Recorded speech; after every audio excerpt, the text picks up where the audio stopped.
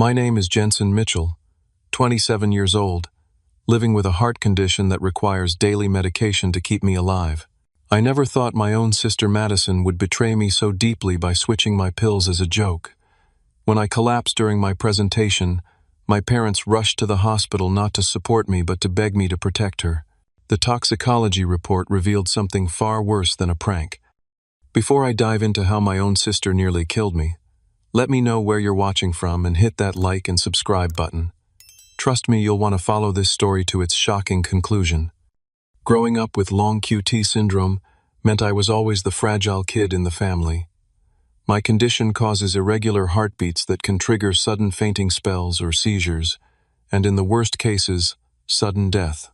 From age 6, I've taken medication twice daily to regulate my heart rhythm. Missing even a single dose could send me to the emergency room, a fact my entire family understood clearly. My morning routine was built around my medication.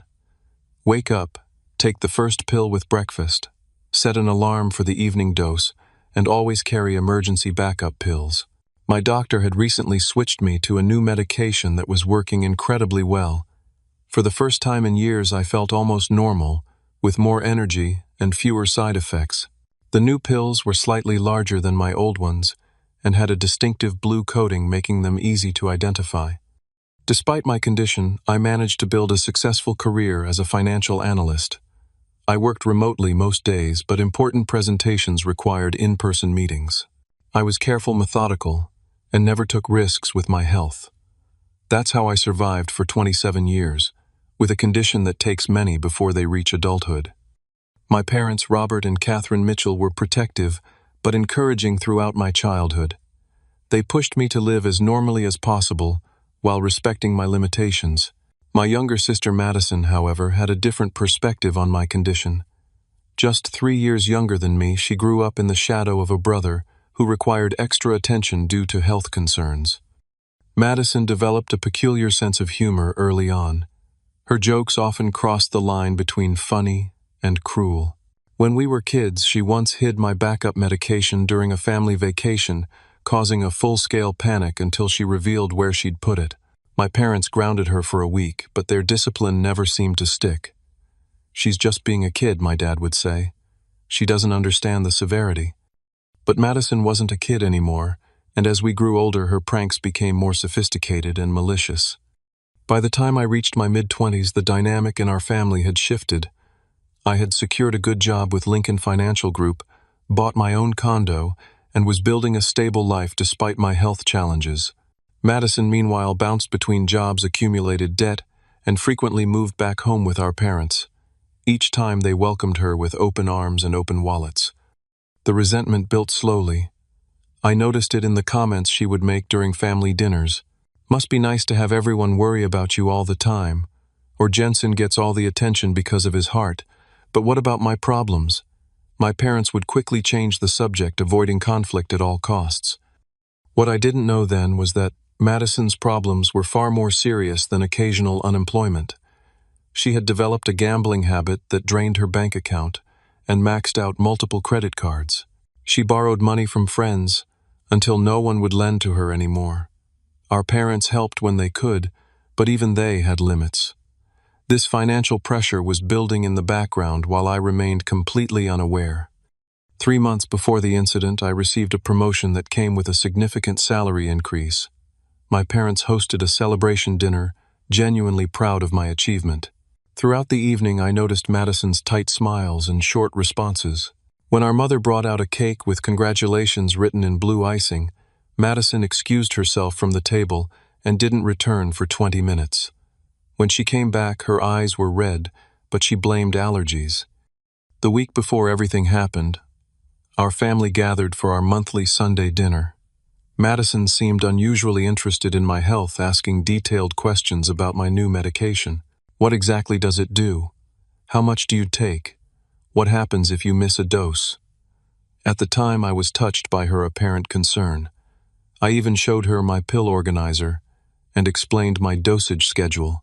She held one of the pills, examining its blue coating, before handing it back. "Be careful with those," I joked. "They cost $400 a month, even with insurance."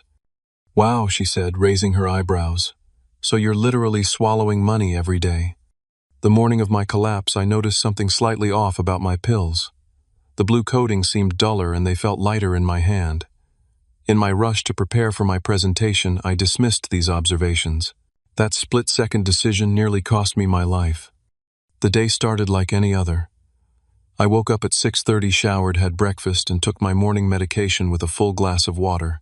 I had a crucial presentation scheduled at 11, outlining a new investment strategy for one of our biggest clients.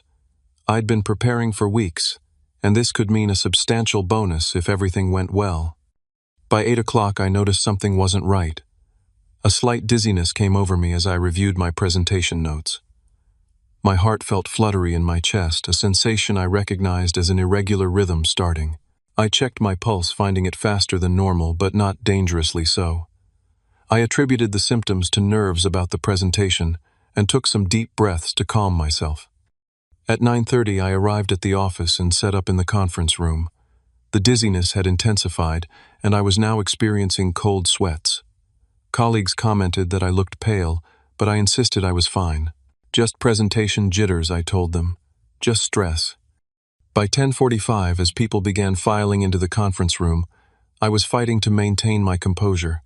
My vision occasionally blurred, and I felt a heaviness in my chest that I recognized as a warning sign. I should have called for help then, but the room was filling with executives and important clients.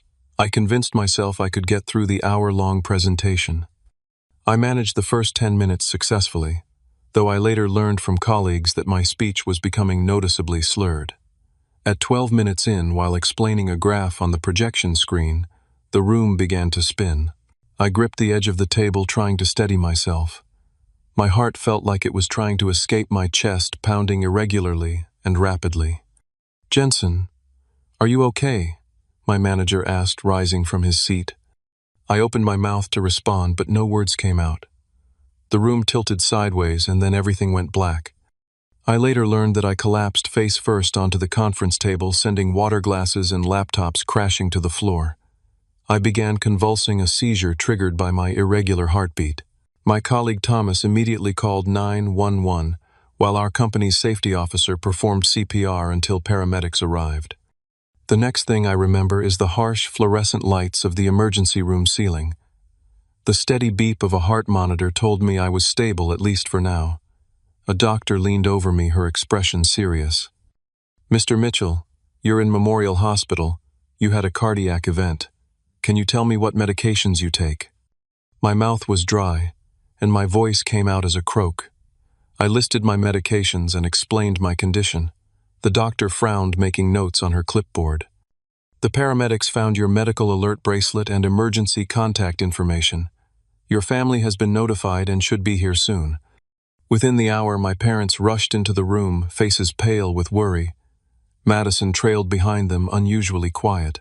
While my mother fussed over me, adjusting my pillows and asking the nurses countless questions, I noticed Madison hanging back near the door. She wouldn't meet my eyes. Dr. Reynolds returned with preliminary test results. "Your heart rhythm is still irregular, but we're getting it under control. Something doesn't add up, though. The symptoms you experienced aren't typical for a missed dose of your medication. I'd like to run a toxicology screen to see what might be in your system." At the mention of a toxicology screen, Madison suddenly spoke up. "Is that really necessary? He probably just forgot to take his meds correctly." I frowned at her. "I never miss my medication, you know that." An uncomfortable silence filled the room. My father cleared his throat and suggested my mother and he get coffee from the cafeteria. As they left, I stared at Madison until she finally met my gaze. "What did you do?" I asked quietly, already knowing something was very wrong. She bit her lip, tears welling in her eyes. "It was just supposed to be a joke, Jensen. I didn't think it would be this serious." "What did you do?" I repeated, my voice stronger. "I switched your pills," she whispered. "Just the ones in your morning container. I replaced them with some pills that looked similar. I just wanted you to miss your presentation." She wiped at her eyes. "You're always so perfect, always succeeding at everything despite your heart. I just wanted you to fail at something for once." The betrayal hit me like a physical blow. My own sister had tampered with my life-saving medication for a joke. to make me fail. What pills did you give me, Madison? What exactly did I take this morning? She shook her head frantically. Just some over-the-counter stuff. Sleep aids, I think. And maybe some of Mom's blood pressure pills. They looked kind of the same. I didn't think it would hurt you. Just make you too drowsy for the presentation. Before I could respond, my parents returned. They must have overheard the end of our conversation because my mother's face had drained of color. My father, however, immediately went into damage control mode. "Jensen, we need to talk privately," he said, guiding Madison out into the hallway with my mother. They returned 15 minutes later without Madison. My father closed the door to my hospital room and sat heavily in the chair beside my bed. My mother remained standing, twisting her hands together nervously. "Your sister made a terrible mistake," my father began, "but she never meant to hurt you. She didn't understand what would happen. She switched my heart medication, Dad. She knows exactly what that medication does. We've only talked about it my entire life." "She's going through a rough patch right now," my mother interjected. "She's been struggling with some personal issues." My father leaned forward. "Jensen, we're asking you not to involve the police in this. She's your sister. This would ruin her life." I stared at them in disbelief. She could have ruined my life. Permanently. I could have died in that conference room. "But you didn't," my father said quickly. "You're okay. No permanent damage done." "We're not saying what she did wasn't wrong," my mother added. "She'll get help, we promise. But please don't press charges against your own sister." I closed my eyes, suddenly exhausted by more than just my medical condition. The people who had always protected me were now asking me to protect someone who had deliberately put my life at risk. "I need time to think," I finally said. "I can't make any decisions right now." They seemed relieved by my non-committal answer, apparently taking it as a sign I might eventually agree. Little did any of us know that the situation was about to become much more serious. The next morning, Dr. Reynolds entered my room with a folder in her hands and a grim expression on her face.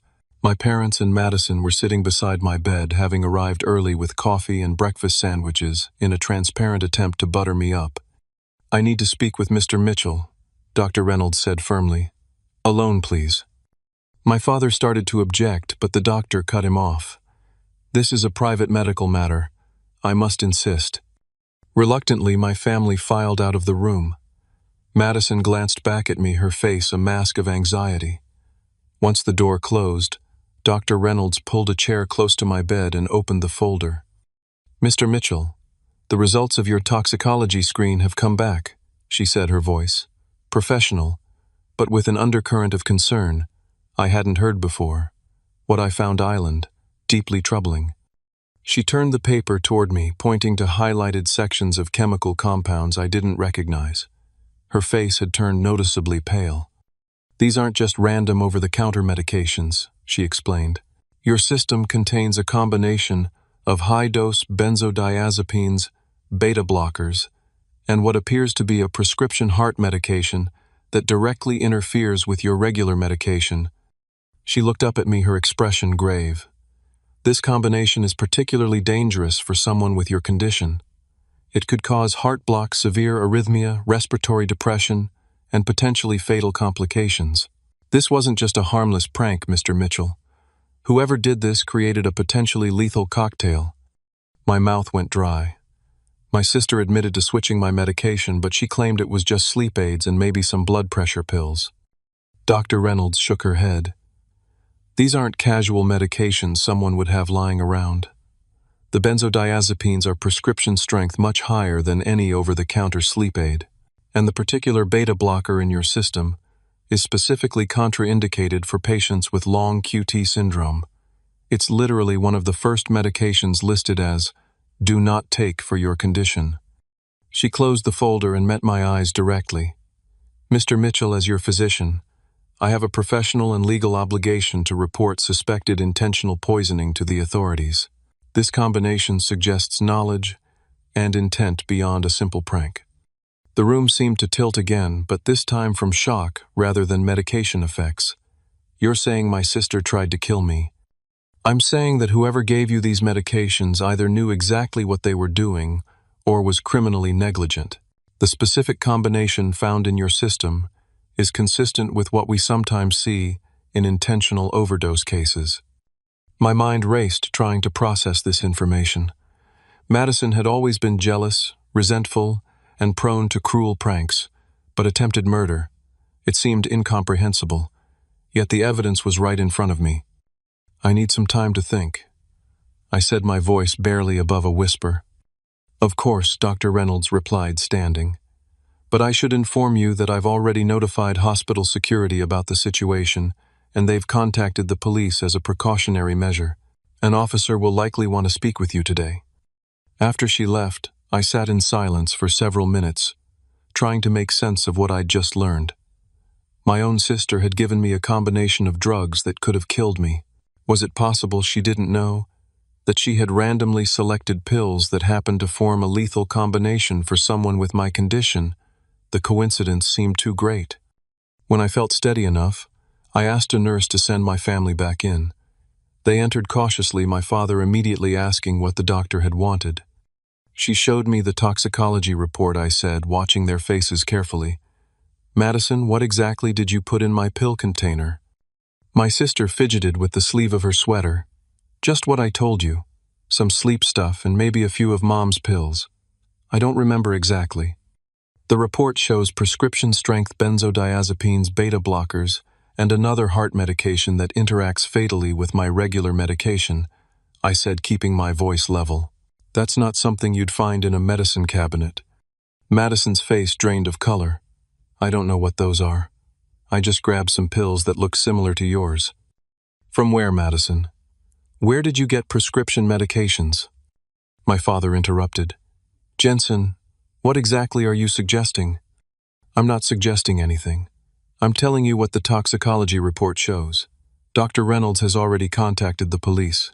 She says this looks like intentional poisoning, not a prank. The room erupted into chaos. Madison burst into tears, my mother gasped and began to deny everything, and my father raised his voice, demanding to speak to the doctor immediately. In the midst of this, a hospital security guard opened the door, likely responding to the commotion.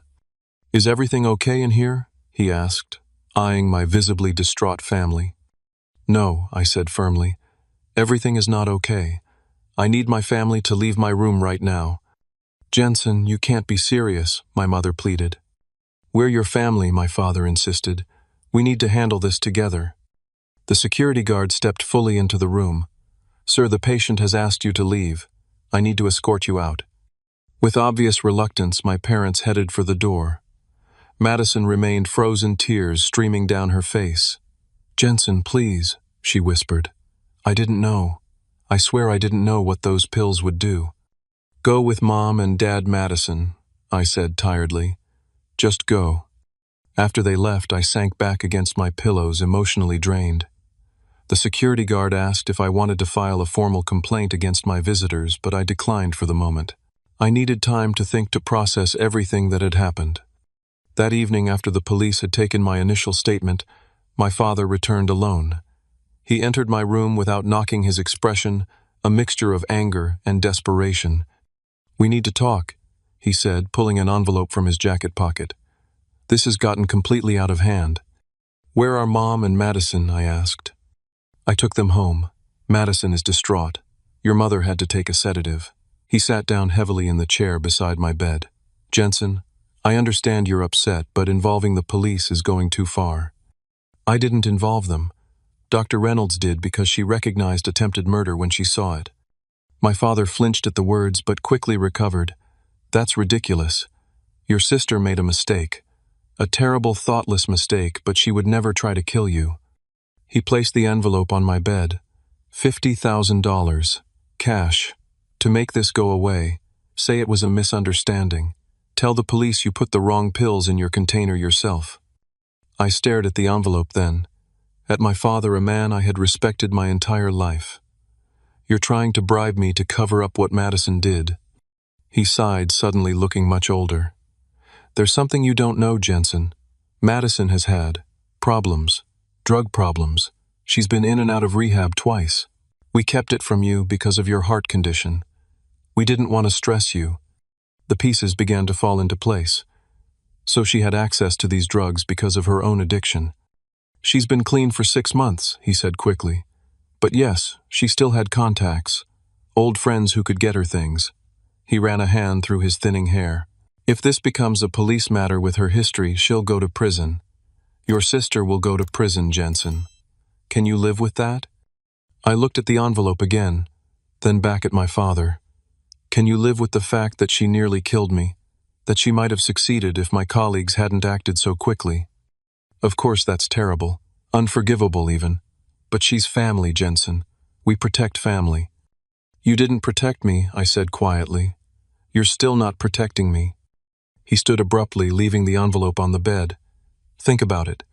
For your mother's sake, if not for Madison's. He walked to the door, then paused. We've always supported you, Jensen. Through every doctor's appointment, every hospital stay, every special accommodation. Don't forget that. After he left, I pushed the call button for a nurse. When she arrived, I pointed to the envelope. I need to give this to the police officer who took my statement earlier. It's evidence of attempted bribery. In that moment, I knew I had lost my family. But they had lost me first, the moment they chose Madison's freedom over my life. Detective Amanda Harris arrived the following morning, a compact woman with sharp eyes and a no-nonsense demeanor. She'd already reviewed the toxicology report and spoken with Dr. Reynolds. Mr. Mitchell, I understand this is difficult, but I need to ask you some specific questions about your sister and your family dynamics, she said, pulling out a small recorder. Do I have your permission to record our conversation? I nodded, and she pressed a button on the device. When did you first notice your medication had been tampered with, she asked. I explained about the slight differences I'd noticed in the pills, but had dismissed in my morning rush. I described Madison's unusual interest in my medication during our family dinner the previous week. I told her about Madison's history of inappropriate pranks and the growing resentment over my recent professional success. And you believe your sister obtained these prescription medications through contacts from her own past drug use? Detective Harris asked, referencing my father's revelation. That's what my father indicated. I wasn't aware of her drug problems until yesterday. She made a note. We'll need to collect the pill container and any remaining medication for evidence. We'll also need access to your phone records and any text messages between you and your sister. The investigation moved quickly.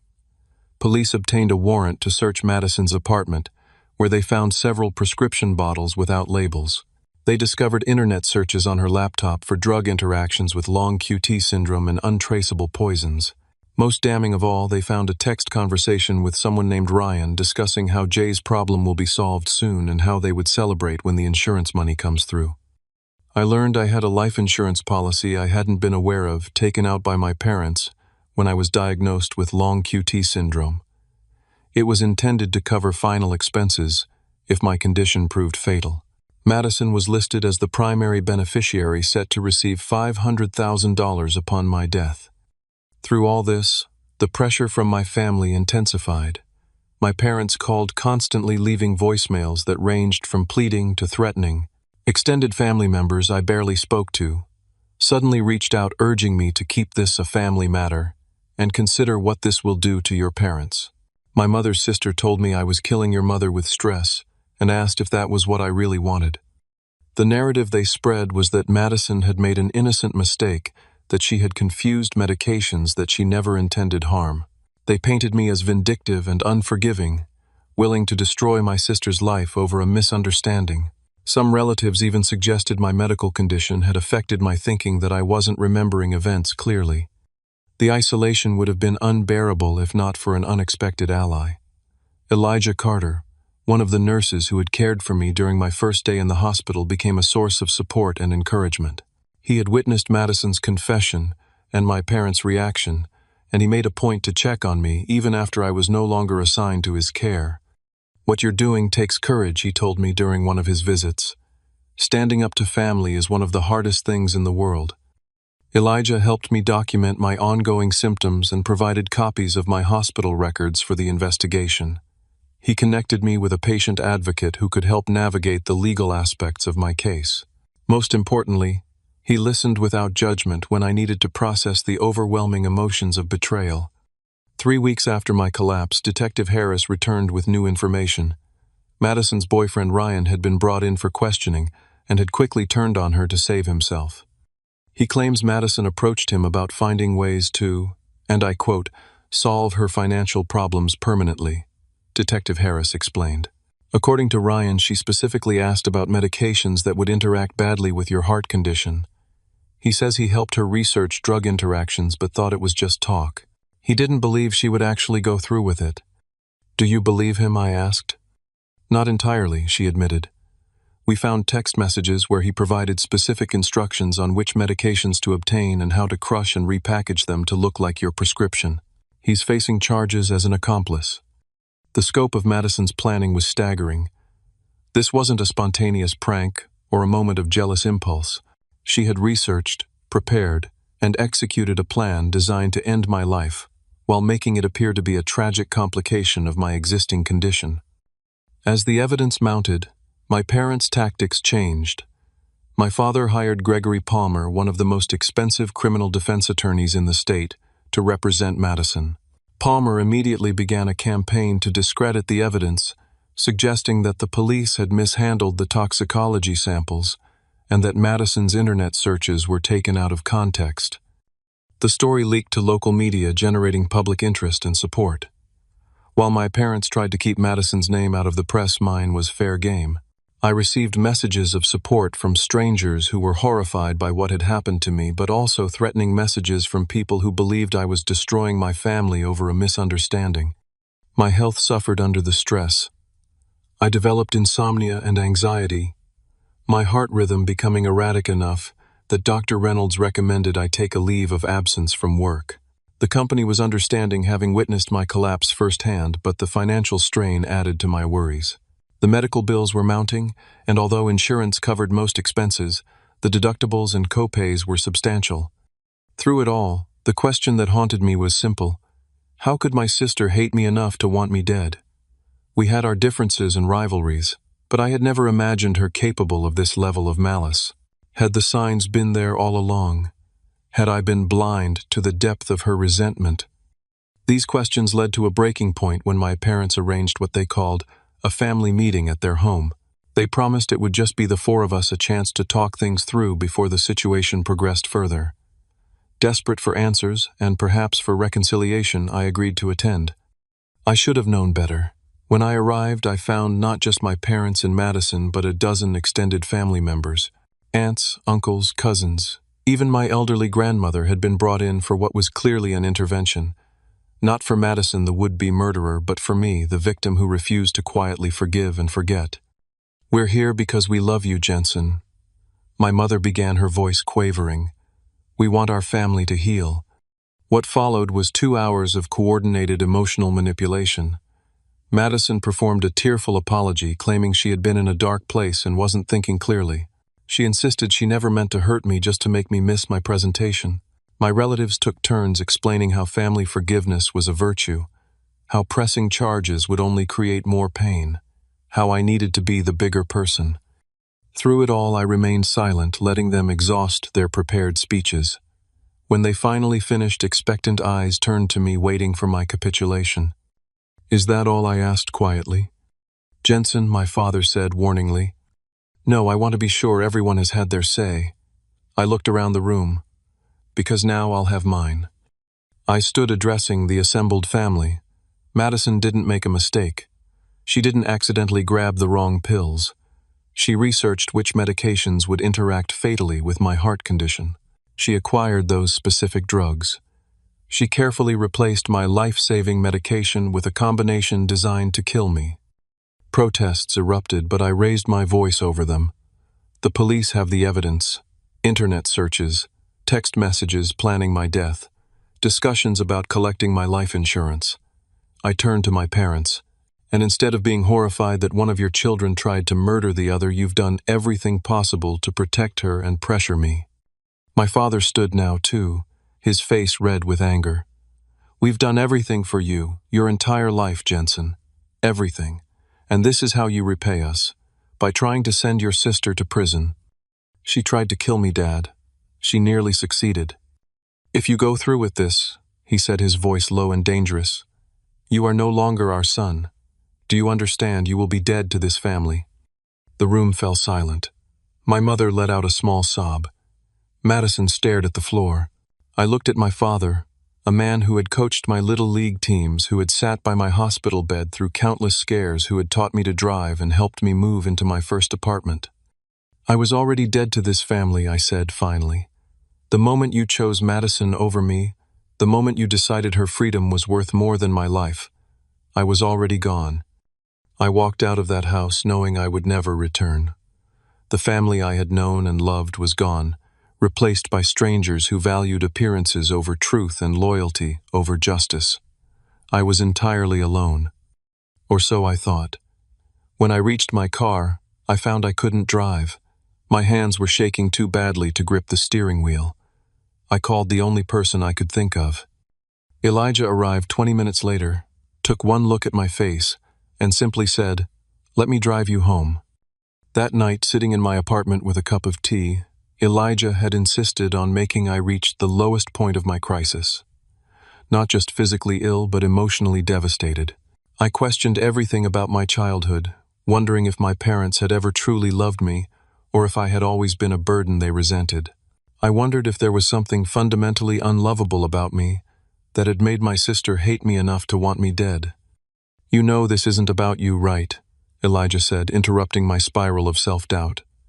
"This is about them, their choices, their failures, not yours." It was the first step in a long journey back to myself. Not the self that existed in relation to my family, but the person I was independent of them. The person I could become without their expectations and limitations.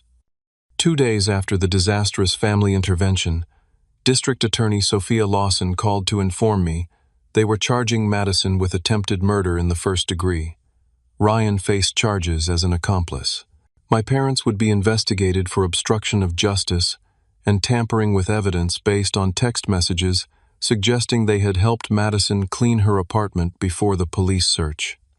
"Given the evidence, we have a strong case," District Attorney Lawson explained. "But I want to prepare you. This will be a difficult process. Your family has hired a very aggressive defense attorney who will likely try to paint you as unstable or vindictive." "I understand," I said, though the prospect of having my character assassinated in court was daunting. "There's also likely to be media attention. Cases involving family members, especially with attempted murder charges, tend to attract public interest." She wasn't wrong. The following day, a local news station ran a story about the case, complete with photos of Madison looking young and vulnerable next to an unflattering image of me leaving the hospital. The reporter emphasized the family tragedy angle, noting Madison's previously unblemished record and my history of medical issues. My phone rang constantly with calls from reporters seeking comments. I declined them all, following District Attorney Lawson's advice to avoid making public statements that could complicate the case. My parents had no such reservations. They gave a tearful interview claiming Madison had been misunderstood and that I was exaggerating the situation due to emotional instability caused by medication side effects. The stress took a physical toll. My heart rhythm became so erratic that Dr. Reynolds insisted I wear a portable heart monitor. I developed migraines and stomach problems. I lost 15 pounds in 3 weeks. Work became impossible, and I requested an extended leave of absence, further straining my finances.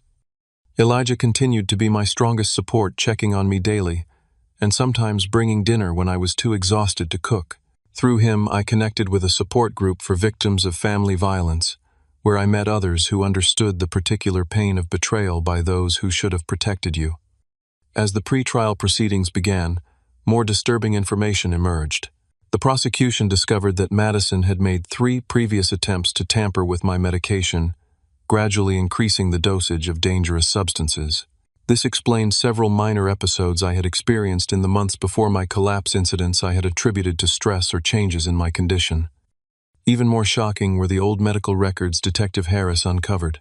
Throughout my childhood and teen years, there had been multiple unexplained worsening of my symptoms, always when Madison was present, and often when she had been left to watch me or bring me food or drinks. Incidents that had been dismissed as the natural progression of my condition now appeared in a sinister new light. We believe your sister may have been harming you for years, Detective Harris told me gently. There's a psychological condition called Munchausen syndrome by proxy, where a caregiver induces illness in someone under their care for attention or sympathy. In children, it often manifests as harming siblings who already have medical conditions. Are you saying Madison has been trying to kill me since we were kids? The thought was almost too horrible to comprehend. Not necessarily kill you, but make you sicker, yes. Your parents' statements about her being jealous of the attention your condition received support this theory. Further investigation revealed disturbing patterns in Madison's past. A childhood pet had died mysteriously after Madison had been scolded for poor grades.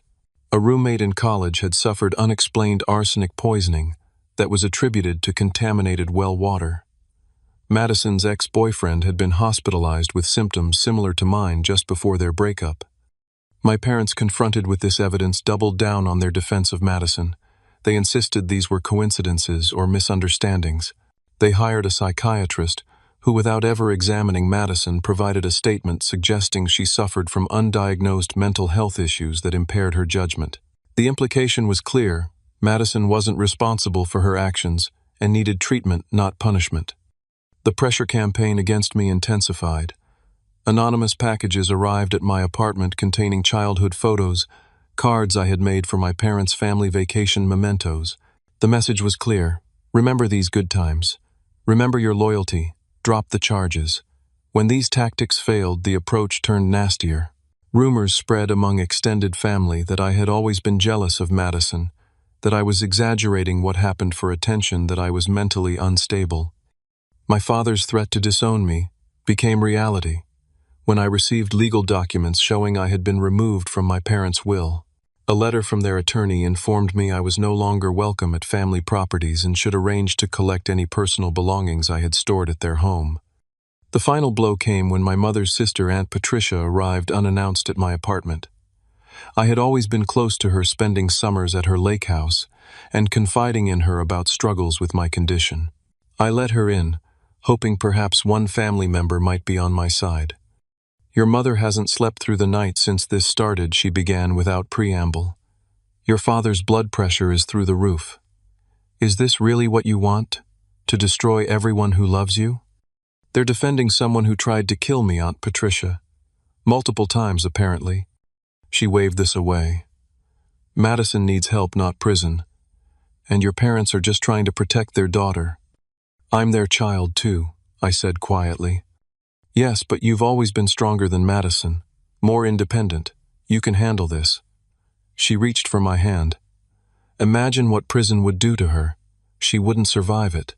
But you can survive this pain and move on. You can be the hero here, Jensen. I withdrew my hand.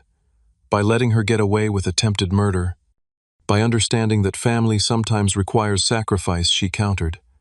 Your parents have sacrificed everything for your condition. Now it's your turn to give something back. Her words clarified everything. In my family's eyes, I had always been a burden. My medical needs had been met not out of love but obligation.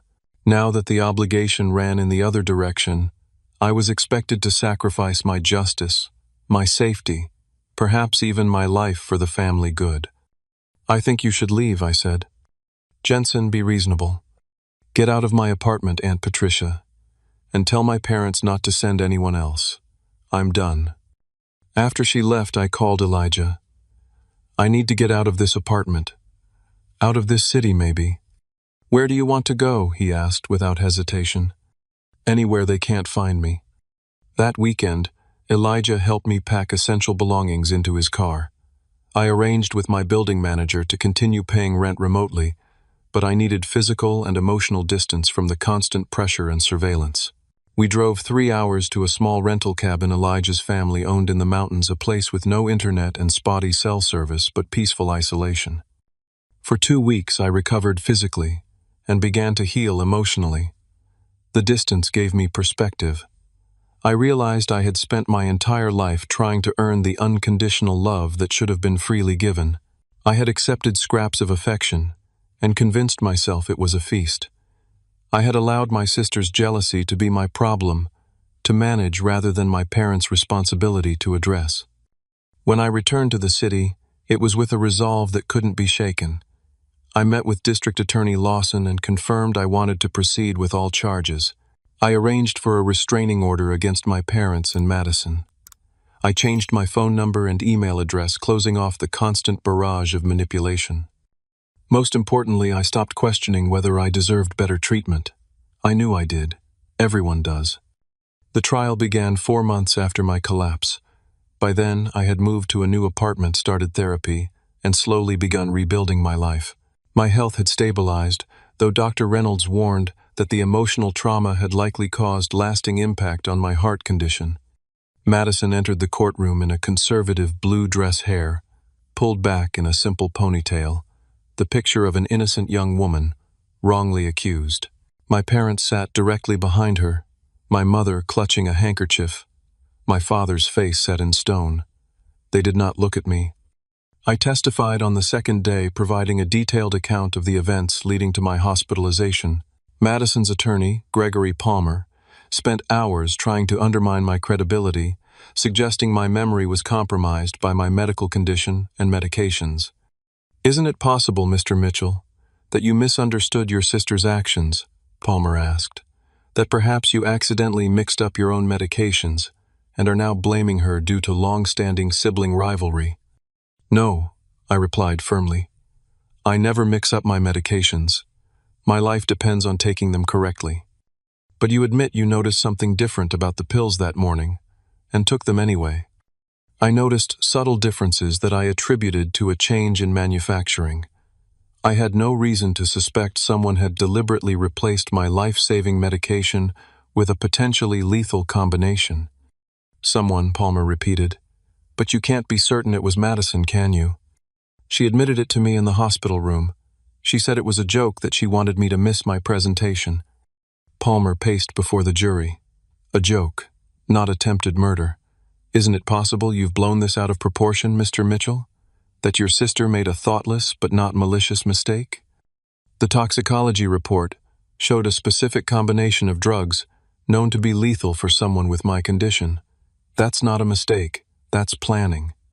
As the trial progressed, the prosecution built a methodical case.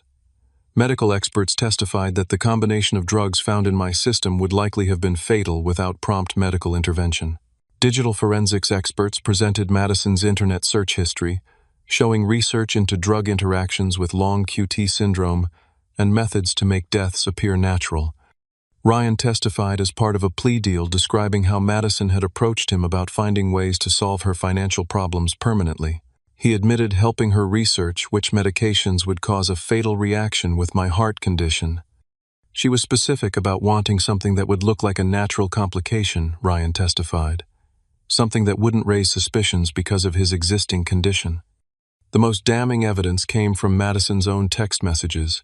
In conversations with Ryan, she discussed the life insurance policy, complained about my perfect life, despite being defective, and outlined a timeline for what she called the solution.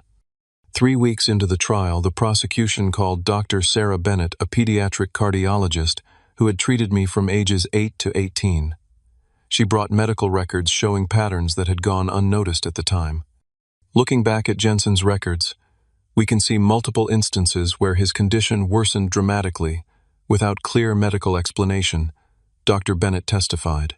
These episodes typically occurred after he had been alone with his sister, or after consuming food or beverages she had access to. "Are you suggesting these weren't natural fluctuations in his condition?" the prosecutor asked. "These patterns are consistent with what we now recognize as medical child abuse, formerly called Munchausen syndrome by proxy. The sudden spikes in symptoms, the lack of medical explanation, the presence of a specific individual before each episode. If we had recognized these patterns, then we would have involved Child Protective Services." My mother gasped audibly from the gallery. My father's face remained impassive, but his knuckles whitened as he gripped the bench. The final witness was Madison's former roommate, Lucia Diaz, who had been hospitalized with arsenic poisoning 3 years earlier. She testified that Madison had prepared most of their meals and had been unusually attentive during her illness, even insisting on staying in the hospital room overnight. "The doctors never determined how I was exposed to arsenic," Lucia testified. They assumed it was contaminated well water at our apartment complex, but after I recovered, I moved out immediately. Something felt wrong about the whole situation, but I couldn't prove anything. When the defense presented their case, they focused primarily on Madison's mental state, bringing in a psychiatrist who had evaluated her after her arrest.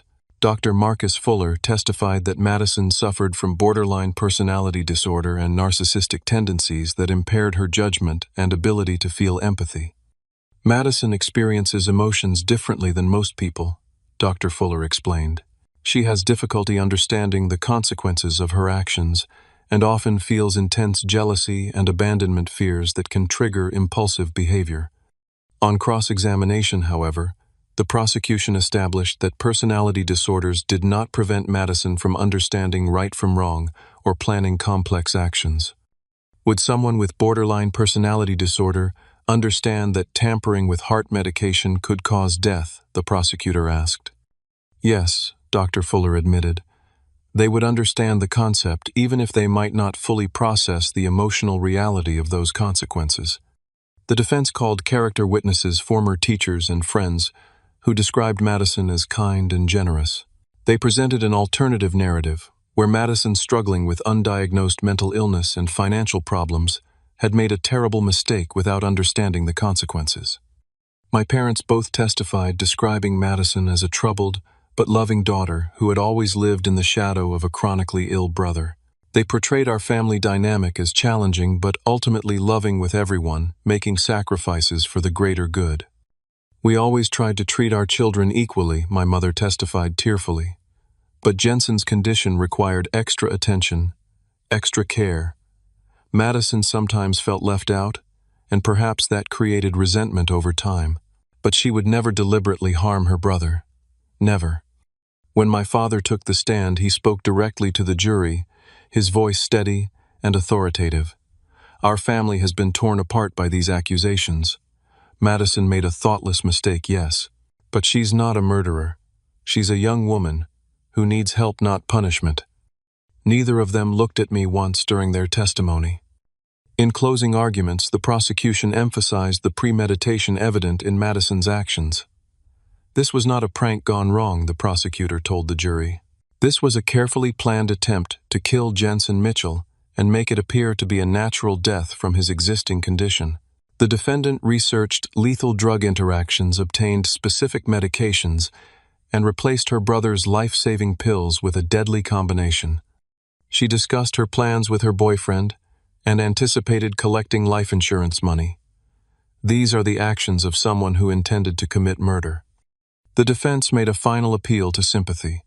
Madison Mitchell is a troubled young woman who made a terrible mistake, Palmer argued. She never intended to cause serious harm to her brother. She's not a calculating killer, but a person in need of mental health treatment. Sending her to prison won't serve justice. It will only compound this family tragedy. After 3 days of deliberation, the jury returned their verdict, guilty of attempted murder in the first degree. As the foreman read the decision, Madison collapsed into sobs. My mother cried out and had to be supported by my father, whose face had finally cracked to reveal raw, undisguised fury directed at me. I felt no satisfaction, no sense of victory, only a profound sadness for what might have been for the family I had thought I had for the sister who had wanted me dead. The judge scheduled sentencing for 2 weeks later, remanding Madison to custody. As she was led away, she turned to look at me for the first time during the entire trial. Her expression wasn't of remorse or even anger, but something closer to confusion, as if she still couldn't understand why her actions had led to this moment. Outside the courthouse, reporters shouted questions about my reaction to the verdict. I declined to comment, focusing instead on making my way through the crowd to where Elijah waited. He had attended every day of the trial, a steady, supportive presence in a sea of hostility. "It's over," he said, simply taking my arm to guide me through the throng. But it wasn't over, not really. The trial had ended, but the aftermath was just beginning. My family was irreparably shattered. My sister faced years in prison. My parents would likely face their own legal consequences for obstruction. And I had to find a way to build a life from the ashes of everything I had believed about my past. In the 6 months following Madison's sentencing to 20 years in prison with possibility of parole after 12, I embarked on the most difficult journey of my life, not fighting a physical illness which I had experience with, but healing from the invisible wounds of betrayal and abandonment. The first weeks were the hardest. I moved through my days in a fog, going through the motions of existence without fully participating. I returned to work but requested a transfer to a different department where I wouldn't have to face the colleagues who had witnessed my collapse. I avoided social gatherings and ignored messages from acquaintances curious about the family drama they'd seen in the news. My parents faced misdemeanor charges for obstruction of justice and tampering with evidence. They accepted a plea deal that included probation and community service, avoiding jail time but acquiring criminal records. They sold the family home and moved 3 states away, presumably to escape the notoriety the case had brought. They made no attempt to contact me before leaving. Madison began sending letters from prison almost immediately. The first few expressed rage, blaming me for destroying her life. Later, ones shifted to manipulation, reminiscing about childhood memories and asking if I really wanted my only sister to waste her youth behind bars. I read each one searching for some acknowledgement of the harm she had caused, some genuine remorse that might help me make sense of what had happened. I never found it. Therapy became my lifeline. Dr. Rachel Wilson specialized in family trauma and betrayal, and she helped me understand that my family's dysfunction went far deeper than I had realized. What you're describing suggests patterns that were established long before Madison's final attempt on your life, Dr. Wilson explained during one session. The family system was organized around denying problems rather than addressing them. Your parents enabled Madison's behavior because acknowledging the truth would have required them to take responsibility. But why, I asked? Why choose her over me, especially when the evidence was so clear? Sometimes parents identify more strongly with one child, often the one who most reflects their own unresolved issues. From what you've described, your parents saw themselves as victims of circumstance, just as Madison portrayed herself. You, with your resilience and determination despite your health challenges, represented something they couldn't face about their own choices. These insights didn't erase the pain, but they helped me stop searching for a logical explanation that would never come. My family's choices weren't about me. They reflected their own limitations, their own brokenness. Support came from unexpected places. The support group for family violence victims became a surrogate family of sorts. These strangers who had experienced similar betrayals understood what many others couldn't. They didn't ask why I couldn't just forgive and move on. They recognized the profound rupture that occurs when those meant to love you cause deliberate harm. Elijah remained a constant presence, his friendship gradually evolving into something deeper. He understood my hesitation to trust my fear of vulnerability. He gave me space when I needed it, and steady companionship when isolation became too heavy. 6 months after the trial, we acknowledged what had been growing between us and began dating cautiously, mindfully. "I'm pretty damaged goods," I warned him one evening. "We all are in some way," he replied. "Some damage is just more visible than others." My health improved as the stress of the trial and family pressure subsided. Dr. Reynolds adjusted my medication, and the portable heart monitor eventually became unnecessary. I still had a chronic condition that required management, but the mysterious flare-ups that had plagued me throughout childhood never recurred.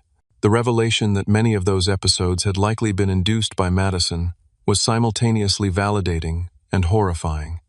1 year after my collapse, I received a letter from the prison chaplain who worked with Madison. He requested a meeting, saying Madison had been participating in therapy and had expressed desire to make amends. After considerable reflection and discussion with Dr. Wilson, I agreed to visit the prison. Madison looked smaller somehow, her prison uniform hanging loosely on her frame. The confident, vibrant sister I remembered seemed diminished, though her eyes still held that familiar intensity. "Thank you for coming," she said, her voice surprisingly formal. "The chaplain said you wanted to talk," I replied, keeping my own voice neutral. What followed wasn't the heartfelt apology I might have hoped for, but it was perhaps more honest. Madison acknowledged what she had done without excuses about mental illness or misunderstandings. She couldn't explain why she had targeted me specifically, only that her resentment had built over years, until it crystallized into a conviction that her life would improve if I were gone.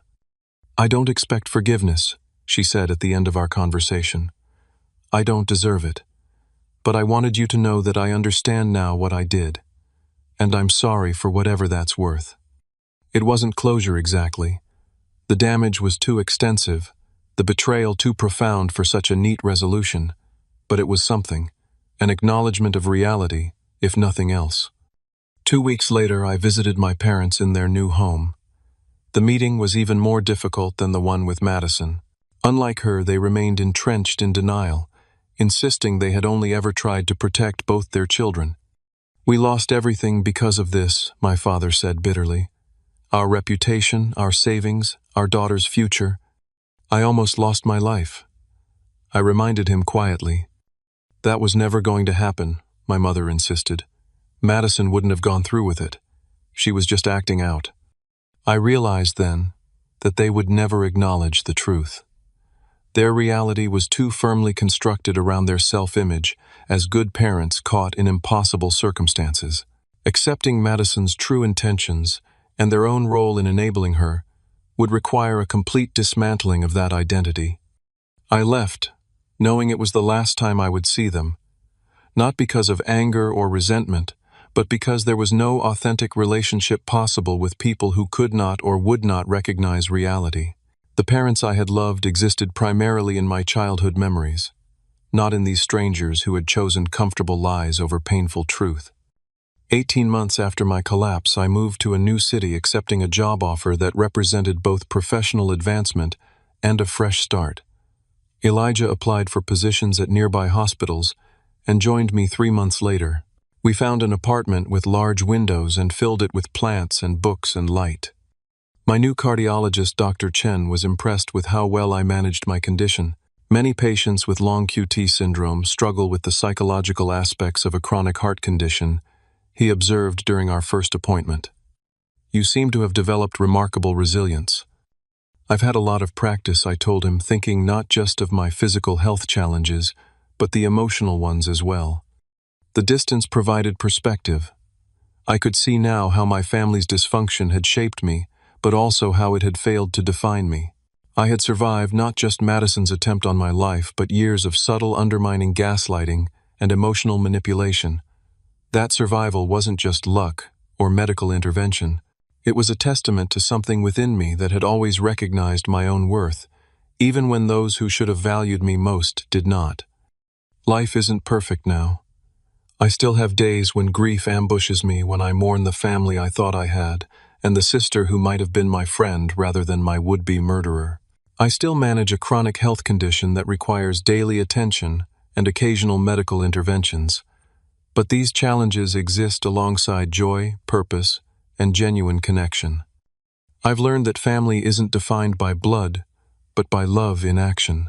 It's found in friends who show up consistently, in partners who see your vulnerabilities as areas to protect rather than exploit, in communities built on mutual support rather than obligation and guilt.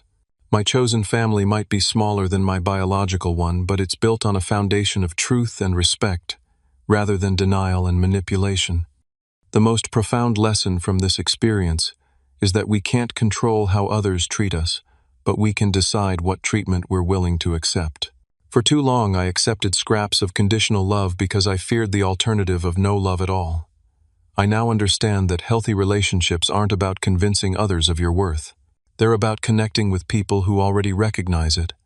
If you're watching this and something in my story resonates with your own experience, know that you deserve better than betrayal disguised as love. Healthy families don't ask members to sacrifice their safety, dignity, or truth to maintain appearances. Real love doesn't require you to make yourself smaller or deny your reality. Have you ever had to choose between truth and family loyalty? What would you have done in my situation? Share your thoughts in the comments below. And if this story touched you, please like and subscribe. Your support helps me continue sharing these difficult but important personal experiences. Thank you for listening to my story, and remember that sometimes the family we build is more healing than the one we're born into.